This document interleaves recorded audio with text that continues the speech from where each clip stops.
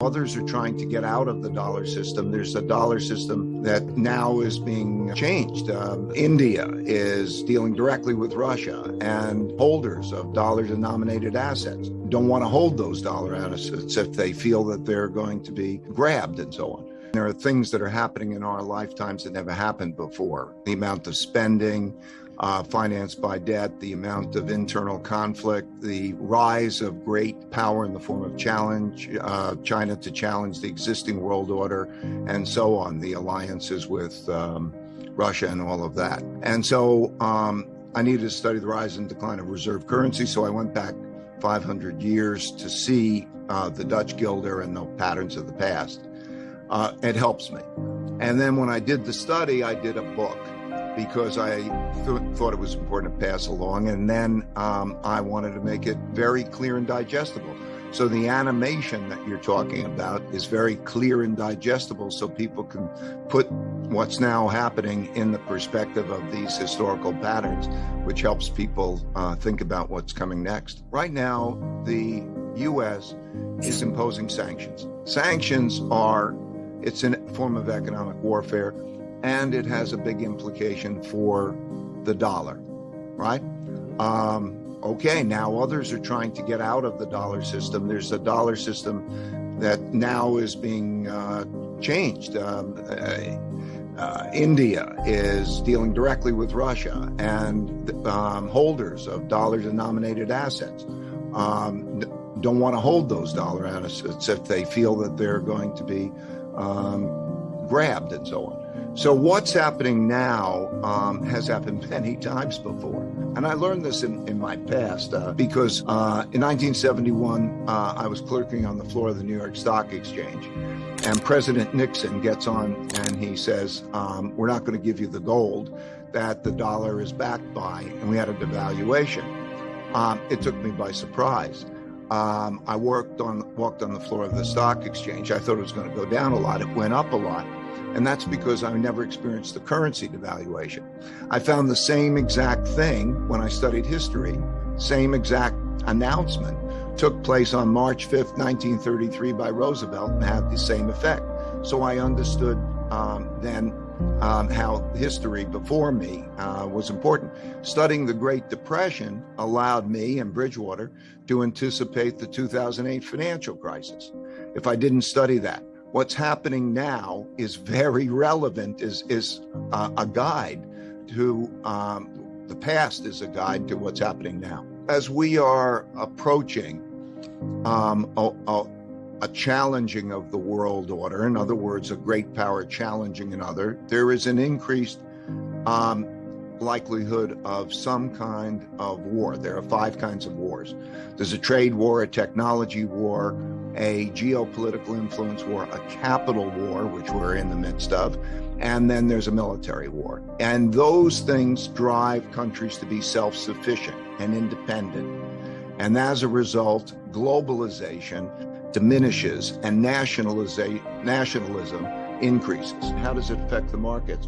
It affects the value of money, most fundamentally. Like what we're seeing now is that the value of money, when you run very large deficits, and you have to spend a lot.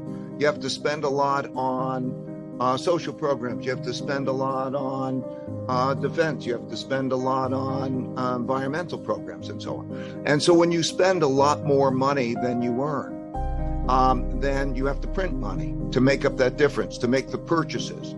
And then that devalues money. And so it's like the examples I gave you of the 2 currency devaluations that you had before. 1971 led to the inflationary period of the 1970s. And so you have the stock market. Yes, the stock market goes up and other things, but cash is trash. And people then begin to learn that the bonds that they're holding have negative returns. And it starts to change the value of money. The value of money, the value of dollars and so on. So money goes into other assets. It produces more of an inflation, and you start to enter a certain type of environment. And the environment that we're in is beginning to be very much like that of the 1970s. And so I think that what you have to think about is the value of money. How much money does one have in debt instruments, and do you want to own that as an asset? I think they're bad assets, and so and then how do you diversify? And the system also has to deal with what is money? What is money? Is the dollar going to remain the same sort of reserve currency? And then you see the development of alternative monies. We're seeing a variety. I think different types of money will compete with each other in the environment we're in. Some, maybe it's crypto, maybe it's gold, maybe it's other things. Maybe the digital renminbi competes with the US dollar. We're going to come into an environment because everybody thinks that think about how much money is being stored in debt instruments, those debt assets. Think about how poor those returns are. So that kind of a shift, I think, is very important. Can the dollar stay the world's reserve currency when we are running, when inflation is at this high current level and likely to remain this way for some time? So all currencies have a lot of debt. And so when you look at one relative to the other, there will be a lot of printing. I mean, currency equals debt. And when you hold a currency, you're holding a debt instrument. And so all of those will decline in value relative to other things. Now, will the dollar decline more than other currencies?